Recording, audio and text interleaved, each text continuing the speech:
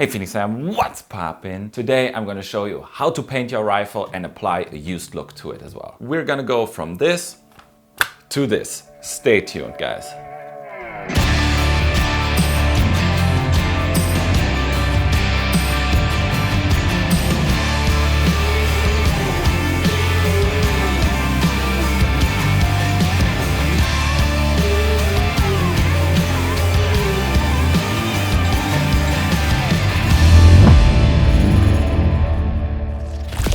I hope you're having a good one. Today I'm going to show you how to paint your rifle. This is my Mark 18 HPA actually. It was black for a very long time, but now it is time. My buddy Basti convinced me to finally paint it. We did a little bit of a snakeskin pattern with this. Also, he showed me how to apply this super cool used look that I really enjoy. With this one, we went a little bit more with greenish colors that you can find a little bit more here in Germany, but you can also, of course, adapt to wherever you're living. Use some more desert colors, brown colors, whatever you want. I'm just gonna show you how we did it. It was super easy. Just get the stuff. You can do it too. Let's go.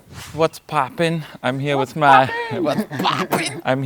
buddy Basti. He's the team leader of the German Spearheads, and he's really good in doing paint jobs. So he's gonna give me a little hand today. What we already did is we covered all the accessories that are open to the inside with painter's tape. The muzzle device and especially the front of the barrel is blocked, so no paint gets in there. Then the ejection port, there's some little tiny holes that has to be filled that no paint gets into the gearbox or onto the HPA engine as well. Basti also mentioned that if you have a GBR or a split gearbox, you have to make sure that the line that runs across the rifle, where you split the upper and the lower, is protected from the inside, because a lot of paint can get through the little crack. And make a lot of problems.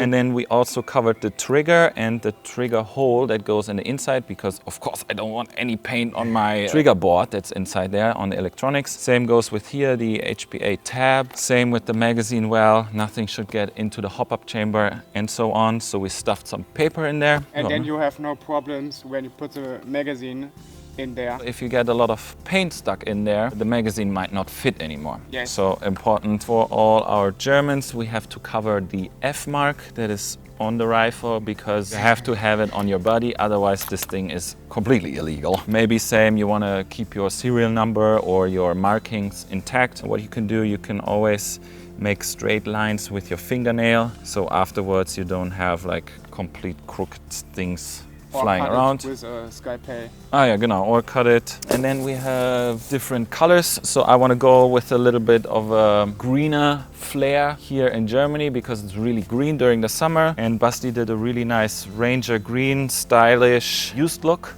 on his Mark 18s, and I really want to go with that. We have some camo paint over here. It's very important that the camo paint is not glossy, because you don't want to run around with a glossy gun. Except maybe you want to paint it pink. That might be something for you, but we want to do a camo paint job. Ranger green, then a Bigadi, something, what is this? Dark base, and English green. The English green is actually the color I used on my helmet build. And then we have some acetone, I believe it's in English, to give it a little bit of a used look afterwards, so we can rub off the paint a little bit, because we want to look cool. Of course, we're trying to do a little bit of a snakeskin pattern, so we have a little bit of a sniper scarf. So you go with a dark or bright base color, you lay it on top, and then you use the opposite adjacent color. So if you started with a dark color first, you lay the scarf over it, make sure it's pretty tight,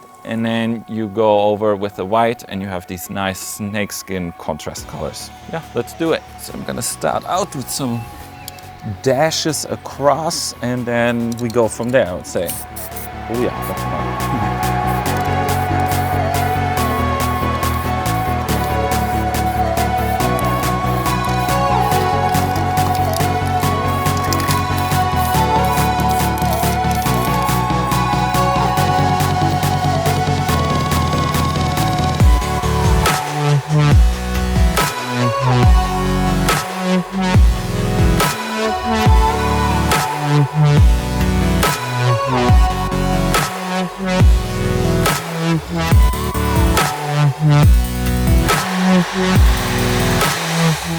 Okay guys, first round is done. It looks really nice. So we went across with dashes alternating in the colors and then laid the scarf on top and went with the other adjacent colors. So when there was a bright green dash, we went over it with a dark. I really love it. It's like really subtle and I think it really fits well already here to the burnt grass on the floor. This is exactly what I was looking for. Also not using that much paint at the same time. So you go really with gentle sprays. A little bit of the black still shows through. Even here we can still see the markings through it. Not everything is completely covered in paint and does like little bulbs and noses and whatsoever. So you just go really gentle. Yeah, and now Basti's gonna show me how to give it a little bit more of an aged job and use some acetone to really get the sharp edges and get the paint back off. And it's gonna look like we're using this since a couple of years.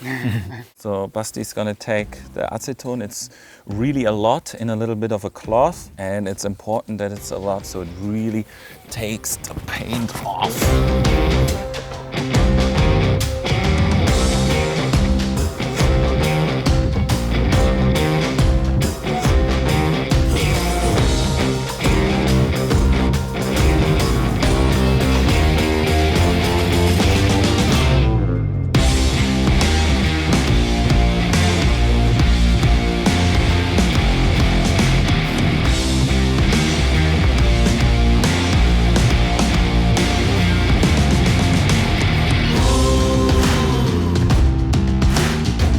Had another really good tip.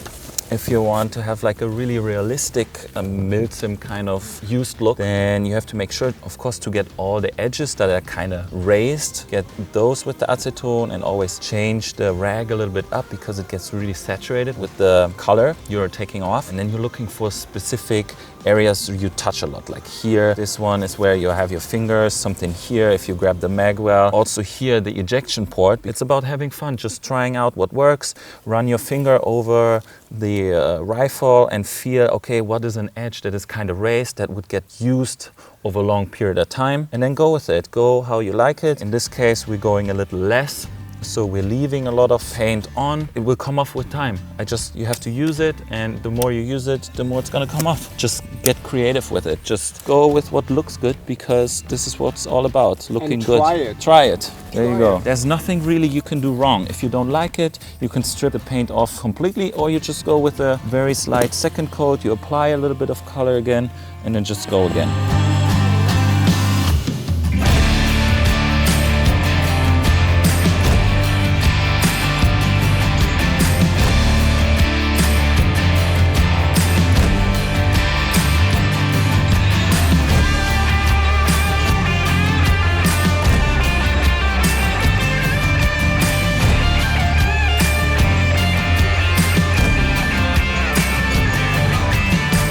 Okay guys, that was it. Paint job is done. It looks very cool.